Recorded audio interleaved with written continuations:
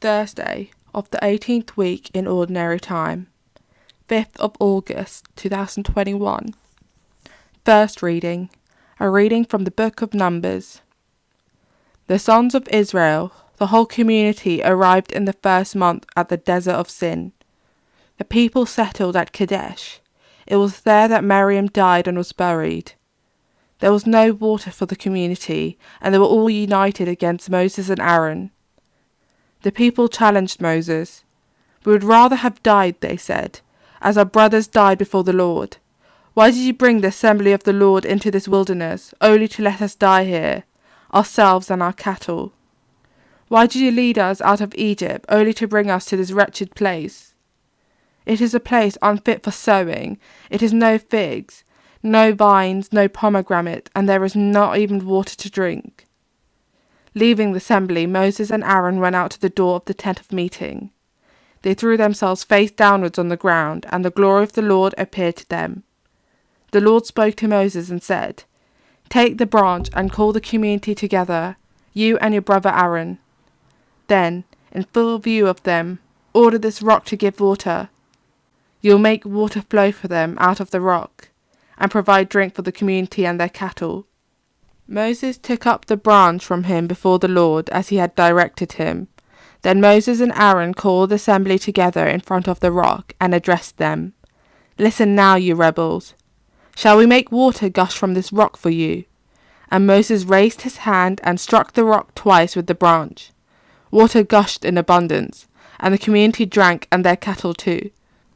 Then the Lord said to Moses and Aaron, "Because you did not believe that I could proclaim my holiness in the eyes of the sons of Israel, you shall not lead this assembly into the land I am giving them. These are the waters of Meribah, where the sons of Israel challenged the Lord, and he proclaimed his holiness." Responsorial Psalm.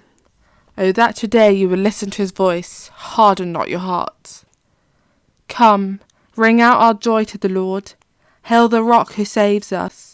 Let us come before him giving thanks with songs. Let us hail the Lord. Oh, that today you would listen to his voice. Harden not your hearts. Come in, let us bow and bend low. Let us kneel before the God who made us. For he is our God, and we are the people who belongs to his pasture, the flock that is led by his hand. Oh, that today you would listen to his voice. Harden not your hearts. Oh, that today you listen to his voice, harden not your hearts, as at Meribah, as on that day at Massah in the desert, where your fathers put me to the test, where they tried me, though they saw my work.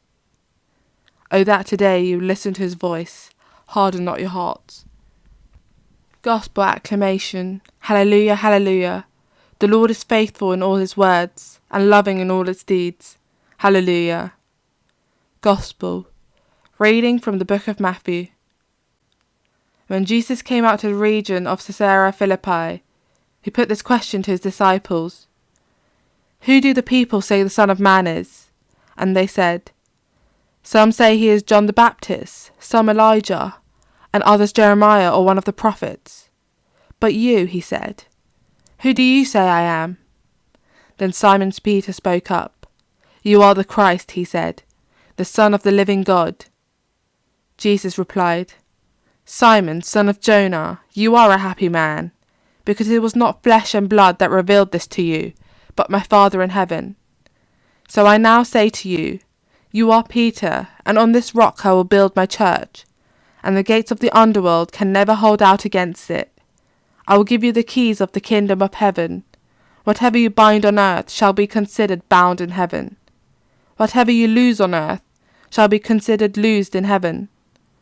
Then he gave the disciples strict orders not to tell anyone that he was the Christ.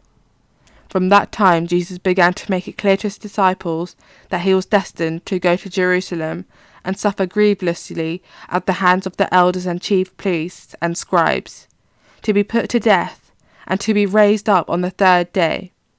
Then taking him aside, Peter started to remonstrate with him. "Heaven preserve you, Lord," he said. "This must not happen to you." But he turned and said to Peter, "Get behind me, Satan.